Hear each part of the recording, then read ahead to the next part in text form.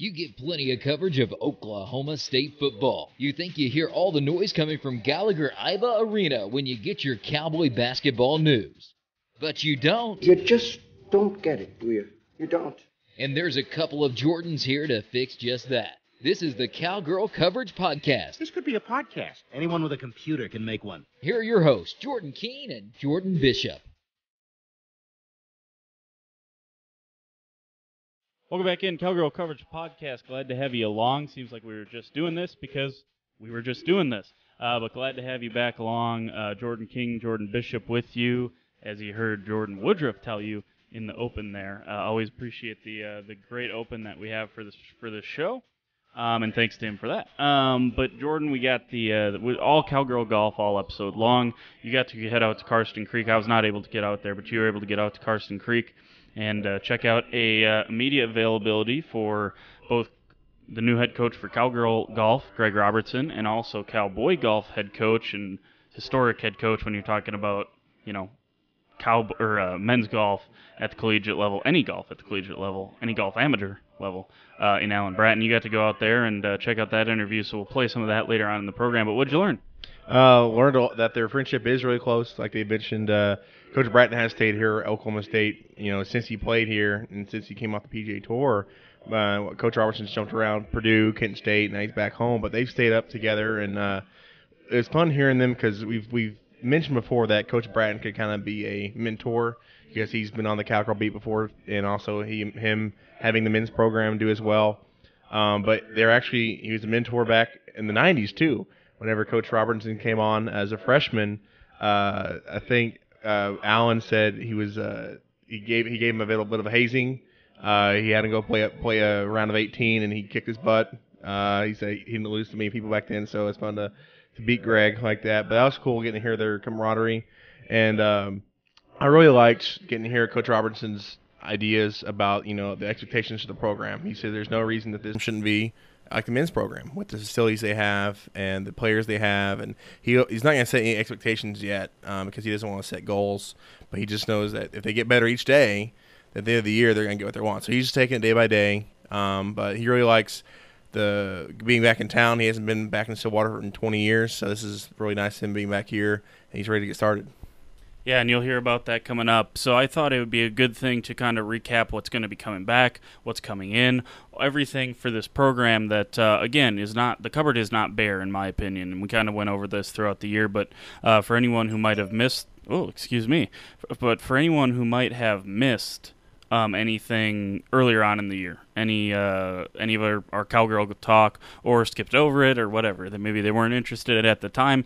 If you missed all of that, want to recap it for anyone that might have missed it, and what might be coming back that'll help this team, what's going to be coming in that helps this team. And I don't want to hype the recruits too much, but it's when you start to look at it, it's kind of incredible what kind of recruits they got coming in. And again, I haven't heard if they lost any of them. So far, it seems like most of them are still coming in. So as long as they don't lose these incoming freshmen, we'll certainly be in a good spot moving forward.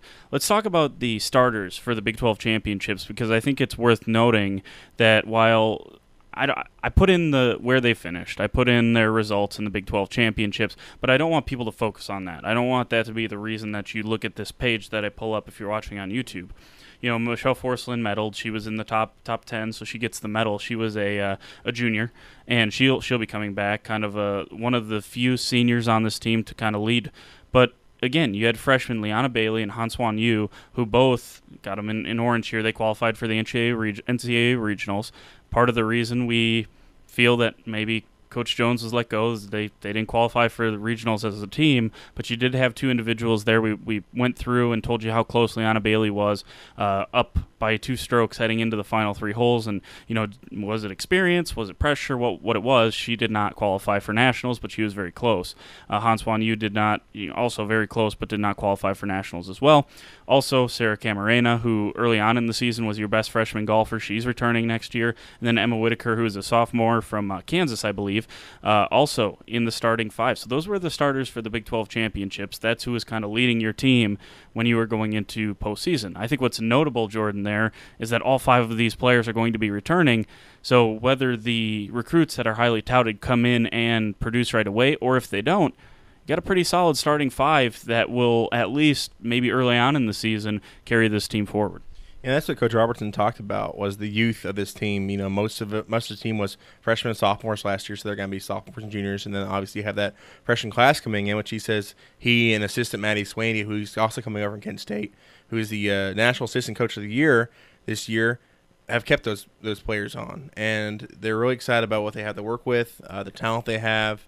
He said he and Coach Swaney just laid out their plans. You know, the players seemed on board. He talked to every single player on the team returning and the recruits. And he said, you know, things are going to be a bit different with change, but overall he still sees the sky's the limit for him, and he's excited to get started with them.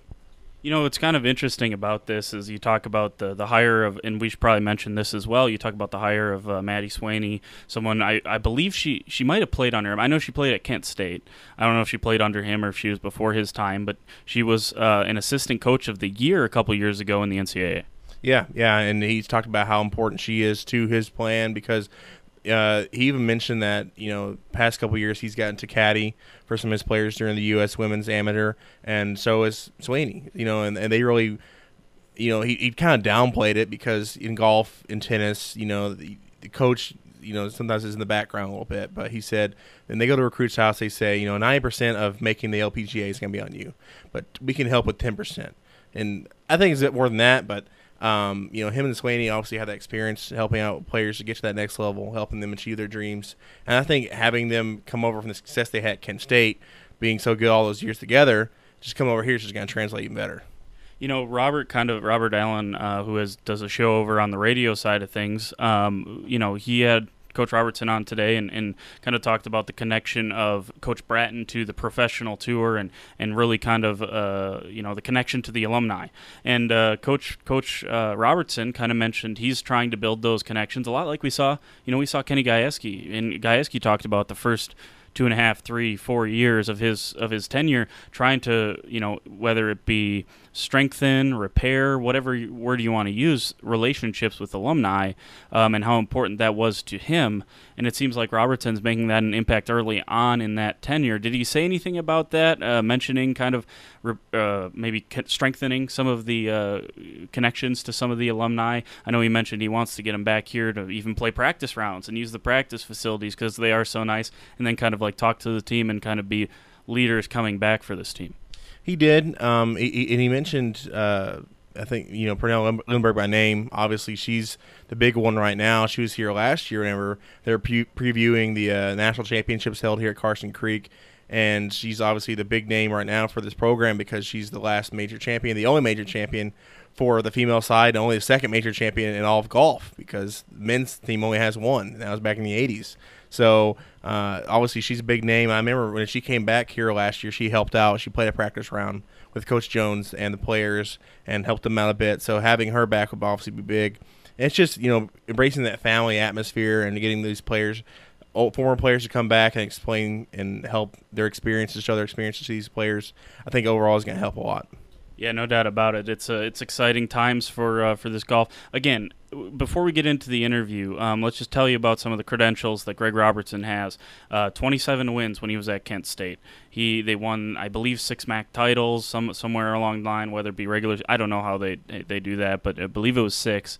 He made the national championships 3 times, qualified for it, won regionals once, and qualified for match play twice, including out here at Karsten Creek a couple years ago with Kent State as well. So, very qualified guy. We'll go to that media availability now. And, you know, you said it's a little bit longer, but I would urge people to, if you can't listen all the way through it, if you don't have the time, save some time for the other side. And I know we aren't the main draws to this podcast, but again, I want to remind you the quality of recruits that are coming in, because I think you might be shocked to see where they're ranked in the world compared to some other players playing collegiately inside this conference. I think you're going to be shocked to hear some of that. So please stick around for the other side. Make some time if you have to. We would really appreciate it, and I think you'll appreciate hearing about some of the recruits that Coach Jones helped recruit, kind of get on board here at Oklahoma State, and that it sounds like Greg Robertson has kept the relationship with. So please stick around for the other side of that. Anything else you want to mention about the media availability coming up here, Jordan? In the first 5-6 minutes, he talked about obviously their relationship, and I thought it was cool getting to hear about. This explains to you what time they played in. Coach Bratton mentioned they got to go to a Garth Brooks concert in Dallas. And that was like the first live concert of his. So that shows you how long ago they played back in the heyday of cowboy golf. There you go. Garth Brooks was he's still touring technically, I guess, but that was the prime of Garth Brooks back then, I'm sure. So there you go. That's coming up right now. Appreciate it. We'll see you on the other side to talk about a little bit of recruiting for Greg Robertson in this Cowgirl Golf program. Cowgirl Coverage podcast. You'll hear Greg Robertson and Alan Bratton up next on the Triple Play Sports Podcast Network. Feels great, and also with my wife, this really is home for her. And she grew up in Stillwater and went to school here. Dad was a professor, econ professor here. So, but this is great for me. Come back to where I went to school and where I played golf, and I couldn't be more excited. Well, you guys were teammates, right? So yeah. How does it feel being able to kind of coach along your old teammate? Well, we were here. My first 2 years were Alan's last 2 years, and this is a great situation because obviously both of us got to learn and play for the best coach that's ever lived, and then now for me to come back here and get a chance to coach with Alan and all the success that he's had. I'm certainly going to learn a lot from him, and hopefully we can work together, bounce a lot of ideas off each other, and really make this work. Obviously, because of your past year, both playing and then also being under Coach Holder, now he's your boss again. How much does that help, knowing kind of the expectations that he has for golf here at Oklahoma State? Well, it's that's the one thing I knew coming in what the expectations were, but I also know with Coach Holder that the resources are going to be there with those expectations, that he's going to provide every bit of support, everything that you need. And then also, it's great to have him there as well to continue to talk to and learn from him. So all of that combined, it's a great situation. Again, I think it's great that you're in a program where the expectations are high because, again, that's what you want. You want to be in a place where you're going to be allowed the resource and allowed to be successful, and that's a good thing. So I've embraced it. I know what to expect with Coach Holder, and I've always said all along, I know he's tough, but I wouldn't be where I am today without him. Was it a pretty quick, yes, whenever he called you and offered the job? Well, when he called me, he texted me about 30 minutes after the NCAA championship, after we put it out, and we talked, and he asked if I wanted to come over and to visit since we were so close. We're in Fayetteville for the NCAA championship, and I had a lot to think about, on my drive here, and the toughest thing for me was leaving a great team, not just in terms of performance-wise, but the people that we had on the young ladies that we had on the team were incredible. And then, of course, being in a place in Kent where it was, we've been there for 6 years. That's been our home for our kids. Those are the things that were tough, but it was as soon as I kind of drove into Stillwater, I got to Gallagher, Iowa, came out here, it's just like everything just felt that place, in place. And so at that point, it was like, this is where I need to be. Coach Bratton, what's it like for you having your teammate back here coaching now? Oh, it's awesome. It's been really fun following his success at Kent and watching what he's done with that team over the last few years. So, anytime you make changes and bring something in new, it's great to have the familiarity. He doesn't have to, just like you said, he knows what to expect from Coach Holder. He and I know each other. We've talked through his whole career when he was coaching at Purdue and I was working at Ping, and then when I've been here, we've remained friends and kind of talked shop over those years. So there's a comfort level both ways there. And then I'm excited to see obviously Greg started here. He comes from a coaching family as well. His dad's a coach, his sister's a coach. And then him leaving here, I've only coached at Oklahoma State. That's all I know. And it's been a huge asset for me to have Donnie coaching alongside me, who played at another school and coached at multiple schools, and Greg's gone and done the same thing. He's coached at Purdue, he's coached at Kent, so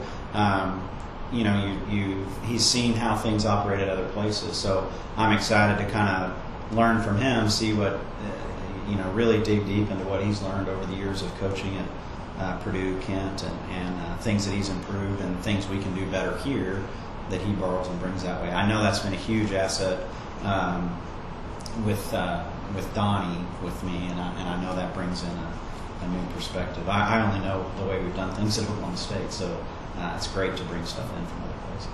For both of you, what are some of your favorite memories of playing golf here at Oklahoma State together? He may not want me to share them. He may not want me to share them. we have several, but no, it's just really cool. He was a young player. I was established on the team when he came in, so super driven, super disciplined.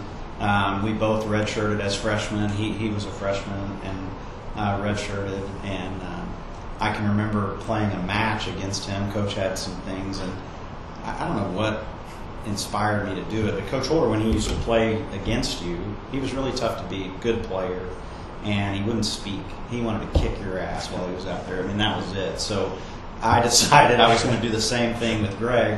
As a freshman, I played him, and I think I had him kind of upset at the end of the day. He's like, Alan didn't talk to me, and I just, for whatever reason, I was going to kind of deliver that message. Hey, we're at practice. This is intense. You're not my buddy. You're not my teammate. I'm going to kick your ass today. And I can't really remember if I did, but I'm thinking I think you did.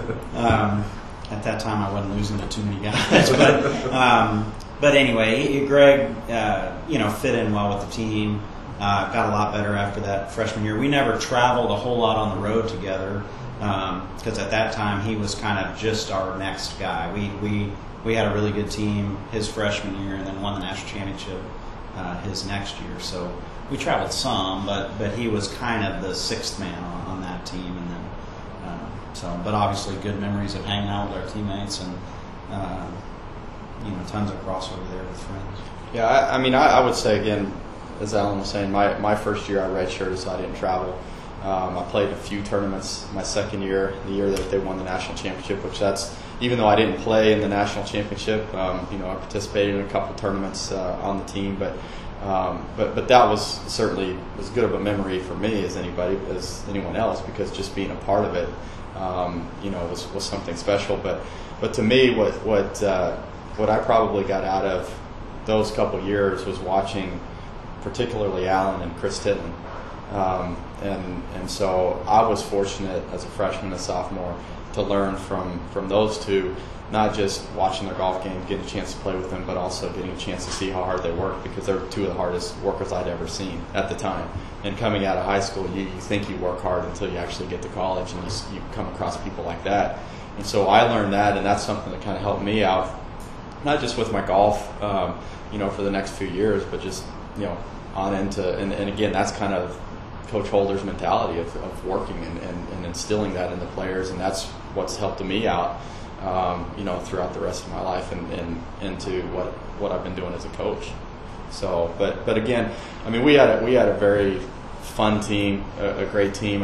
On the golf course, the team was successful. Off the golf course, we were a close group. We did a lot of stuff together, and so it's those that feel like just yesterday, yeah. Honestly, that some of the things that we did. I remember going to Garth Brooks concert and going, stuff like that you'll always remember, and the things that you did. But and that was down in Dallas. That was in Dallas. That was on TV. Yeah, it was one of the like his first kind of live concert. Well, maybe it wasn't live. It was one. It was on network TV, but we all went down there. Yeah, and played some golf down there. Went to just stuff like that you remember. But I just think there were a lot of lessons that I learned from Alan, from Coach Holder, in that time that I was here. And we spent a lot of time with Greg too. He was a hard worker around here. Jackson Brigman, me, Chris Tidlin, Greg, Leif. We were kind of inseparable on the golf course for those couple years. So, tons of good memories zipping around the Stillwater Country Club. Oh yeah. Alan, it's been a few years, but you've spent a couple of years in the role that he's now taking over on the women's side.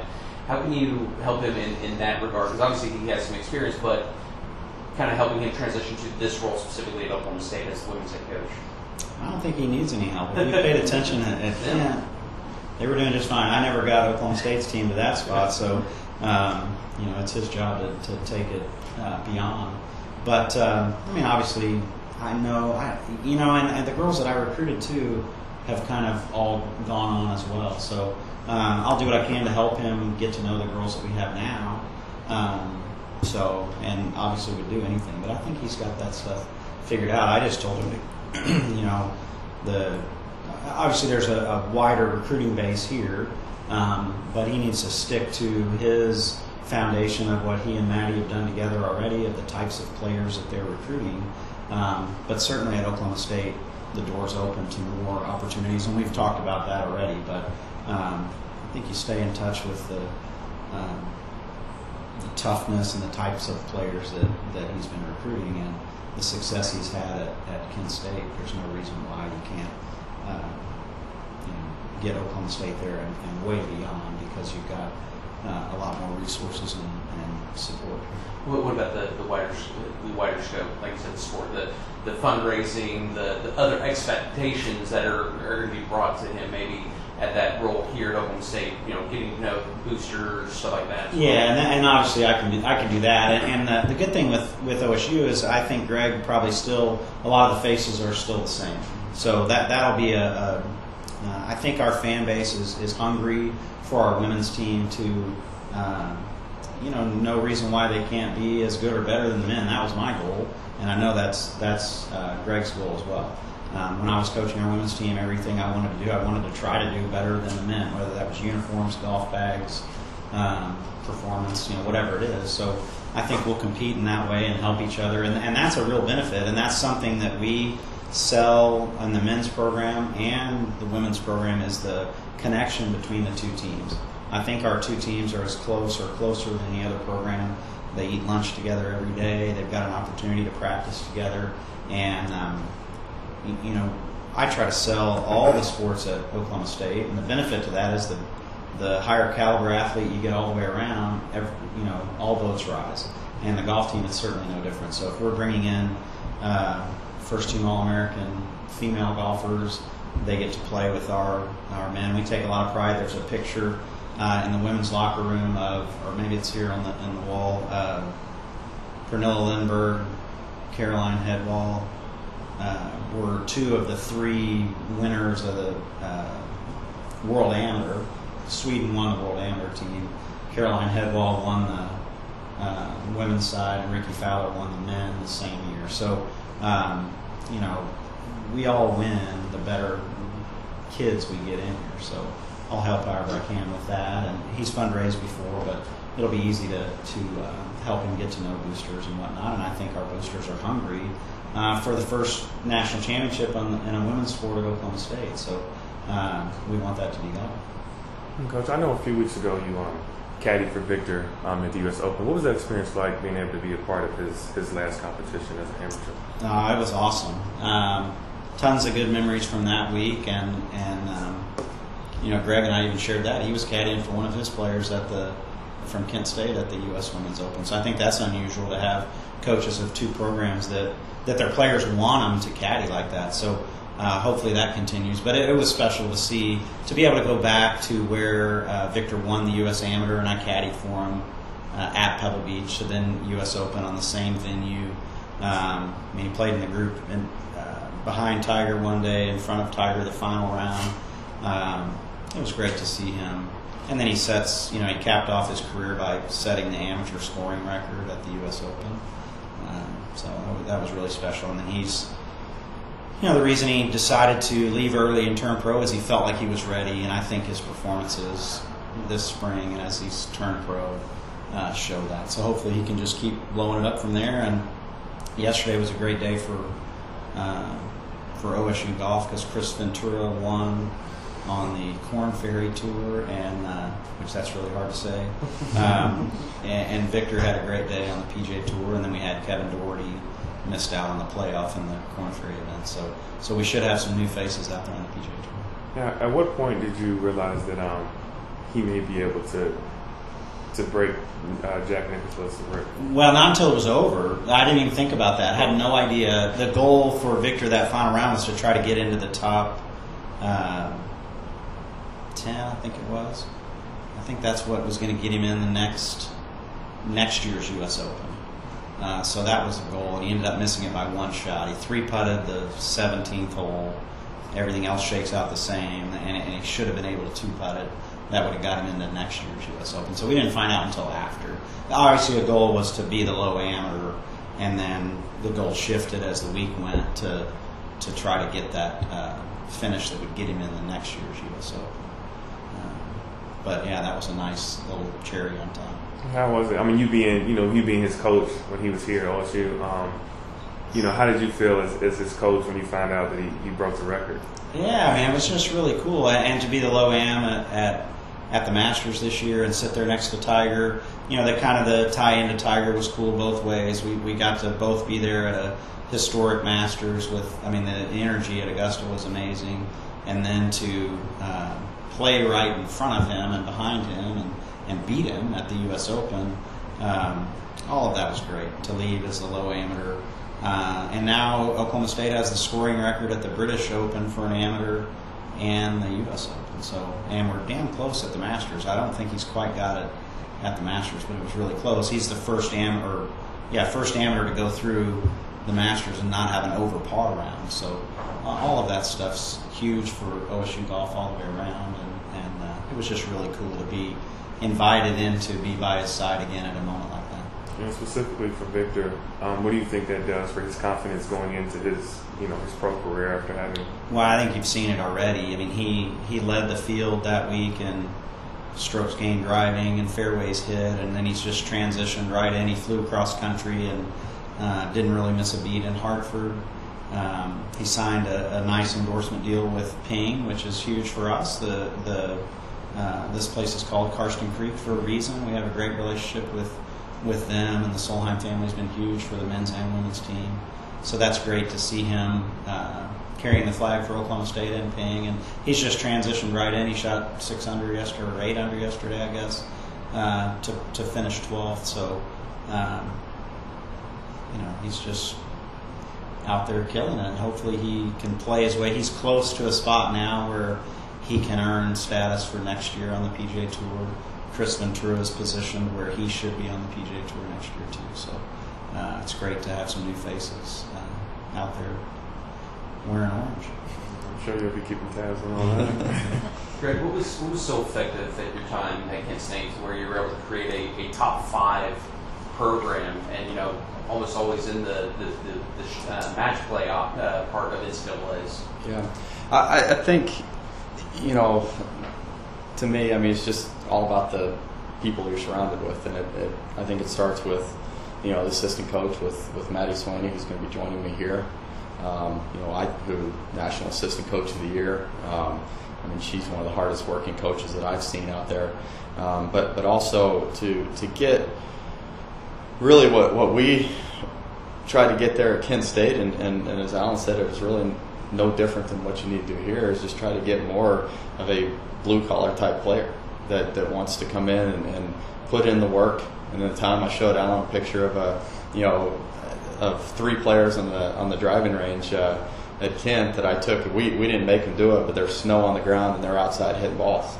And so they really were quality players or quality people who worked extremely hard on the golf course. We had a 3.5 team GPA. Did a lot of community service, just all around good group. And so those are the type of players. We're going to be looking to recruit with that type of attitude, and so they took advantage of the opportunities that they had. I think hopefully as coaches we were able to help them out, but they a lot of them did it just with pure hard work, and so that's really what you're looking for, what we're looking for with the players, but I think with the group that you know that we're going to have here this coming year at Oklahoma State, I mean, you know, a lot of good players, and based on talking to them over the phone and through video calls and in person, I think they are hungry to want to do well. Now, you know, maybe that, you know, there needs to be a little bit of transition and maybe how they go about doing some things, but you know, but I think if they do that and we all work together and embrace it, and you know, I think there could be a lot of great things in the near future for this program. But yeah, I mean, it's you know, it all just starts with a plan. You know, them having a plan for their practice and their future, and us helping them kind of lay that out. And they just really bought into that and went with it. And I mean, and that's the thing is, you know, what we were proud of at Kent State is that, you know, we weren't recruiting a whole lot of, you know, 5-star players. We had only 2 players step foot on campus that were ranked in the top 1,000 in the world amateur rankings when they first got it, and only one of them was inside the top 700. And so it was really their work and what they did and their improvements that they made throughout the time that they were there. You know, and this year we had 3 players that were inside the top 60. And so, but again, that a lot of that was on them and what they were doing, and that's what you need. You need those type of players. You know, as we were talking about, like what I was saying about Alan when I first got here, and I learned, you know, you get a few of those players, and then that kind of starts to, you know, build some momentum with everybody else in the team. And it's interesting because that picture that I took that had 3 players on the range. Well, one of them was our Norwegian girl who was an All-American this year, and she won 4 times. 2 years ago, she would have been the only one out there. All of a sudden, she starts winning. She's winning 4 times. She's an All-American. I think everybody starts looking around going, "Oh, there might be something to this." Next thing you know, you got 3 of them out there, and that's kind of how that works. So. How fast was that process after you took the job of essentially recruiting the girls that were either going to be here or supposed to be coming in, and what were some of the questions or concerns that they might have had of, you know, trying to find out who their new coach was going to be? Talking about here? Yeah, here. So say that one more time. Just the process of trying to basically keep the girls, you know, and what concerns or questions they had of the new coach that they were going to be having here. Yeah, I mean, again, I had some really good conversations with all of them. You know, they all had questions, and I embraced it because I want them to know what to expect once they get here. But you know, probably the concern is again, it's just an unfamiliar person or coaching staff, and you know, and not really knowing exactly what to expect. You know, they've probably, I'm sure a lot of them have gotten comfortable with, you know, with Courtney and Parr, but you know, so I think that's probably, if there are any concerns, it's just, you know, change is not always easy, and so but in the conversations I've had with them, they've all been great, and it's, you know, I think a lot of them are ready to kind of get going with this and just see what the future brings here. You know, I'm looking forward to it. I'm excited about, and I think too is that it's a very young team. I mean, just about all of them are freshmen and sophomores, and there are some quality players that, you know, to be able to work with them for 2 years, 3 years, you know, 4 years. I'm excited about that, and see what, you know, what we can do over the next couple of years, and hopefully kind of get, you know, develop their games and you know, have them continue to rise to the top. You mentioned the expectations Coach Holder has for this program. Come in here, you have a lot of youth, like you mentioned, you have a lot of good incoming players. What are your goals and expectations for this first year with this talented group? Well, I think, you know, just like what we did at Kent State is really just, you know, and you hear this a lot in athletics, but it is true, is it just focusing on the process of getting better every day, every week, every year. You know, I don't know exactly what to expect or what's going to happen in terms of trying to predict a ranking or anything like that, or where we're going to finish or make it the NCAAs. But from day one until the end of the year, you know, our focus is going to be on those daily, you know, the process of the work, you know, and getting better and just continuing to develop throughout the whole year. And so, you know, it's not going to happen overnight necessarily, that all of a sudden, you know, we're going to be the men's team. But I think, again, with the players that are already in place, I think there's a good base and good foundation for this team, where if we can focus on that process and we make those plans and they stick to that process and those plans for throughout their course of the year and throughout the course of their career here, that a lot of strides can be made and some pretty good things can happen. It's been a few years since Oklahoma State women's team got to the NCAA tournament. How important is it to, especially with a young base, to get there, get them experience, but also to get the name out there in regards to recruiting, seeing that, okay, this is a program that can get to the NCAA? Yeah. Well, Alan mentioned it earlier that, the success of both teams is really important. And I think the name itself, with golf is out there. I mean, obviously with the men's team, and certainly we're going to be drawing on that, and when you've got those players, and whether it's Ricky Fowler or Victor or whoever it might be, I think that everybody around the world knows that. I mean, this you can come here and you can be an elite player and win national championships, go on and play professionally, and so now it's just a matter of kind of working our way into the women's side of doing those things. But it does help us when you have that kind of success on the men's side already. So, yeah, I mean, what I've seen already is that, and Alan mentioned it earlier, is that the interest level from what I've already gotten here when I've reached out to recruits has already been widened a lot compared to Kent State.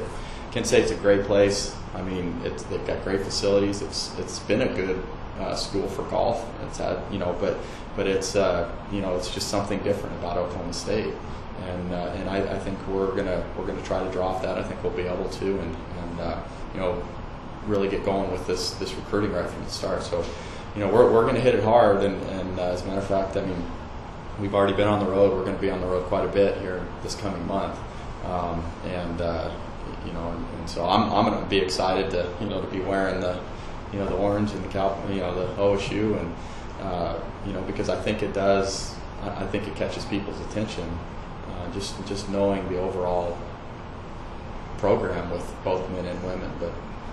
We'll be drawing off of that for sure as we get out recruiting. Yeah, I called Greg the other day because I was on the road recruiting, and it was a tournament where there were boys and girls, and there were 3 different parents of girls that came over to me to say how excited they were with the hire. They had paid attention. They knew Greg's resume, and that was exciting to hear their excitement. Very highly thought of players, for them to just say, hey, we can't wait to, and then Greg was at the same tournament later in the week, but that was cool for me to hear their excitement and the buzz that was out there already about OSU women's golf for that change. So I think, the table's set for, them to pick up the ball and run. Outside of the brand, what are some of the advantages that coaching at Oklahoma State maybe you've seen already or are hoping is compared to Kent State, whether it be facilities or stuff like that? Well, I think this right here, I mean, to be able to come here and not just, I mean, the golf course, I mean, what you see walking down this hallway, the practice facilities. Again, a place like Kent State, we had a nice practice facility, but then we had a golf course that wasn't, so we were at one place to the other. I mean, here you've got everything that you could possibly need right here. This right, you walk through here, you're a place that's pretty special. But in addition to that, I've enjoyed walking around campus. It's been, since I've really walked around campus, it's been 20-some years, over 20 years. I mean, the changes that have been made, and I mean, really, I was telling Alan, I mean, the campus is beautiful, and the new buildings that have gone up, and I just think there's a lot of great things, and then also I think tied into that, we talk about just the riding off of the success of the 2 programs. I think the success of the whole athletic department is huge as well. When you look at the baseball stadium, the football stadium, the soccer stadium, and everything else, that and you can show a recruit that I mean, look, we are serious about that. We're going to give you what you need, and you know, it's and across the board, there's success with all student athletes and teams, and I think that's huge too. So those are the things that you know I've been noticing since I've been here, and you know, and that's what I'm excited to get a player on campus and let them experience this and see all of this stuff. You know, because it's exciting for me, and you know, and I think it's something that you know we'll certainly draw from, and that should help us out quite a bit. Alan mentioned the fact that you got the opportunity to caddy recently. What type of advantage or any knowledge gained from that you can possibly translate over into coaching? Well, you know, that was actually the fourth U.S. Open that I've caddied in, and so that was a great you know, it was great for me. That was the first player that I caddied for that I was the head coach for. The other two of them were a player at Purdue that I was the assistant, and the other one was my sister. But that was a special time. As Alan said, you know, when you've got a player that you coach that comes up to you and wants you to be there and wants you, you know, it was her first LPGA event, first major, obviously, you know, and she didn't play her best golf.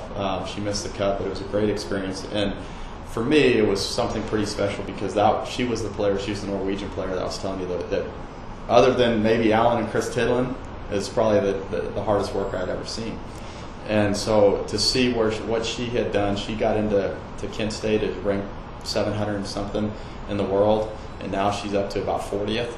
And to see what she's done through her hard work, and then to ask me to caddy for her, which is basically kind of the last coaching job that I was going to do with her, was pretty special to me, and a little bit emotional coming down the last hole because I really enjoyed my time with her so much because of everything that she brought and everything she did for the team as not just a player but a leader, and the work that she put in. You know, that was a special time for me. But anytime you get a chance to caddy out there, I'm somebody who's always trying to learn. And so watching other players and how they do things, watching caddies, how they do things, you know, that's why I'm excited to be able to be with Alan and bounce ideas off each other. I mean, those are always opportunities to learn and get better at what you do. And that's a huge statement. There's only certain events that the rules allow us to caddy in. It has to be a national championship in the summer. Mm-hmm. It has to be a national championship. During the year, you really can't do it unless you count it as a competitive day. So we had to do that. Victor had missed some tournaments. That's how I was allowed to do it at the Masters. Otherwise, I wouldn't have been able to do that. But, I mean, that's a huge honor that they would invite us in, and that's big for recruiting. You know, for a girl that's to consider going here, you can point back to one of his All-Americans who wanted him there. It's rare. There's not that many kids that, even though it's allowed, that invite their coaches to do that for them at the U.S. Amateur or those major championships. So that's a great compliment to Greg, and I know I've been honored to be able to do that a few times. Well, and I'm going to add to that, and you know, Alan doesn't even know this, but our other All-American from Kent State from Thailand just asked Maddie if she would caddy for her at the U.S. Amateur coming up. And so, you know, I think that's just, you know, we had a very close group, you know, and I think that's something that's pretty special when that happens. So it wasn't just, you know, Caroline with me. I mean, we had another player out reaching out to our assistant coach wanting to caddy and she caddied for last year at the U.S. Amateur.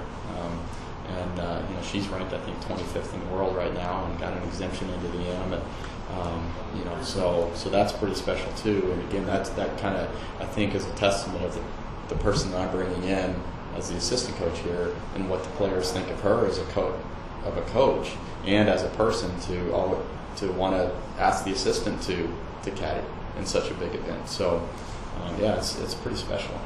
Obviously, the pipeline to the Scandinavian countries is strong for both men and women's programs here. The fact that you already kind of have one from your time at Kent State, how significant can that be with the transition now to here?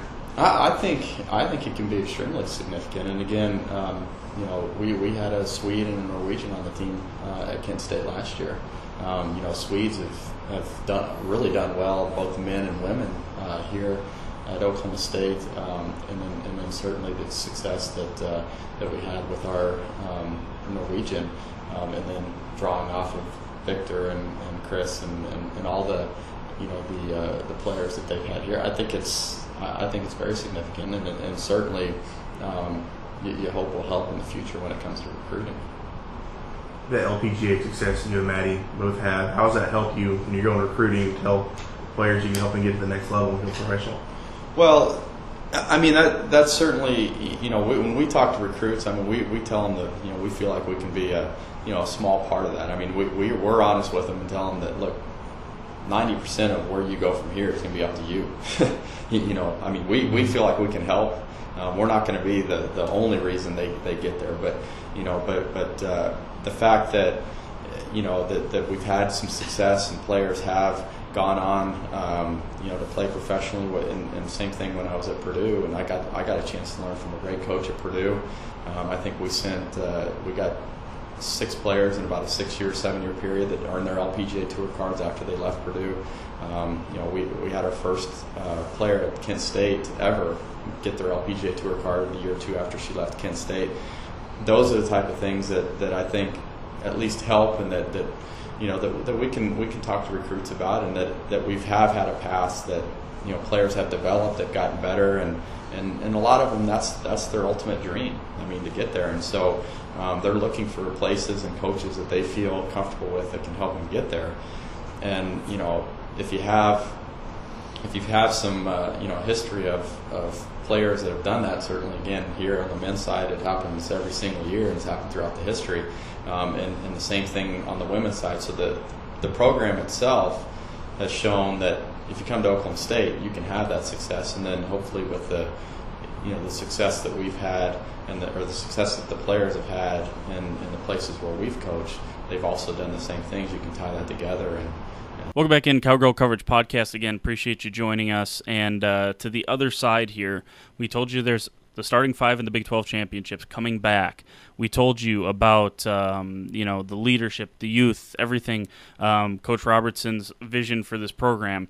2 top 70 amateur players in the world coming in as recruits, Jordan. We've talked about them several times. Talked about Isabella Fierro winning the Mexican national amateur or junior amateur, whatever. Yeah, she went twice in a row, I think. Yeah, two. Yeah, it was either twice in a row or 2 out of 3 years she dominated that competition. She has moved up to number 40 in the world. Maya Stark's taken a little bit of a dip. She used to be, I believe her highest was 29th in the world.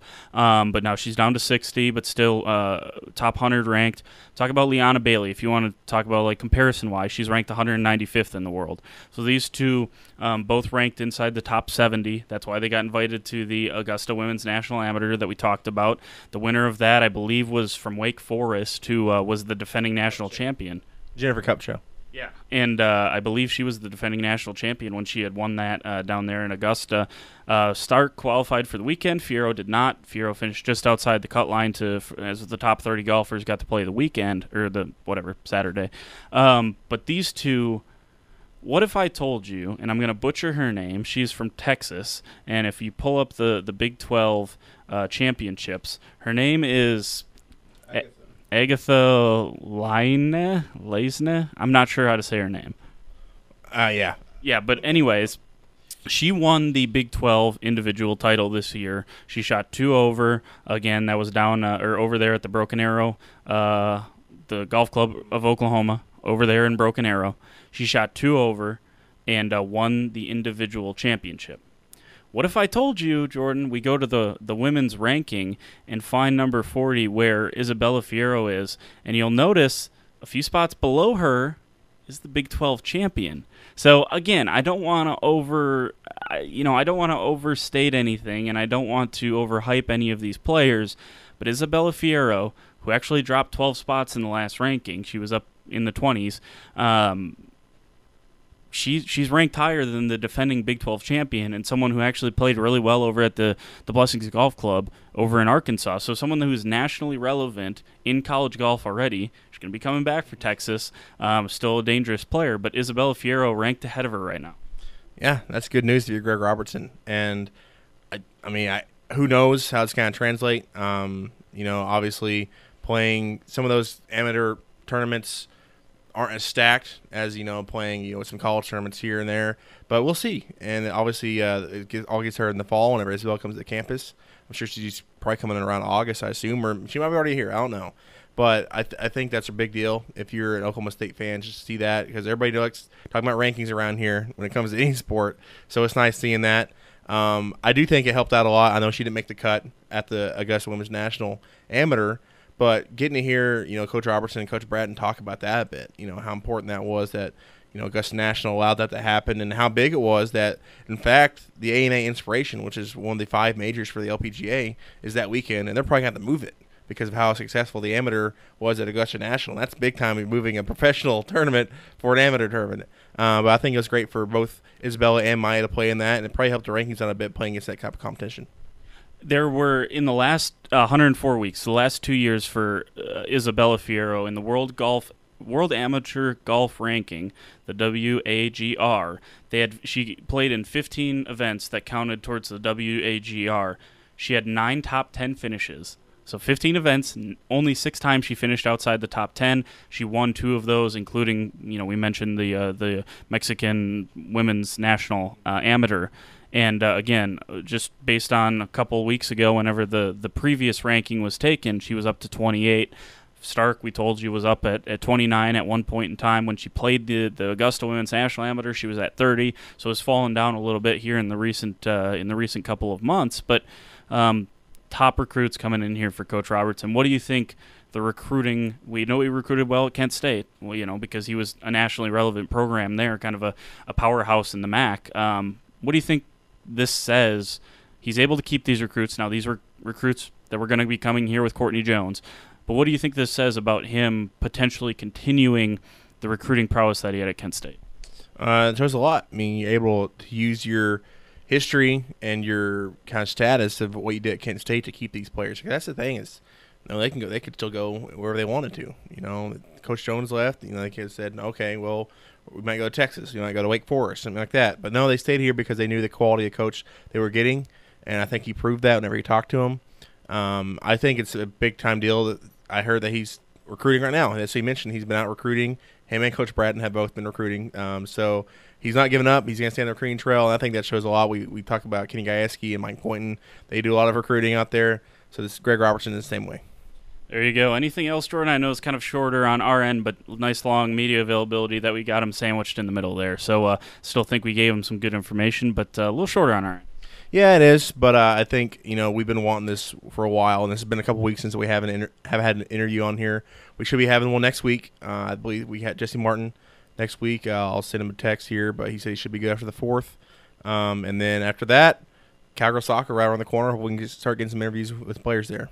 Yeah, no doubt about it. Looking forward to all of that. This is episode 27 in the books for the Cowgirl Coverage podcast. Appreciate everyone tuning in, and really appreciate all the support we've gotten for this. So we'll say goodbye to episode 27, Triple Play Sports Podcast Network.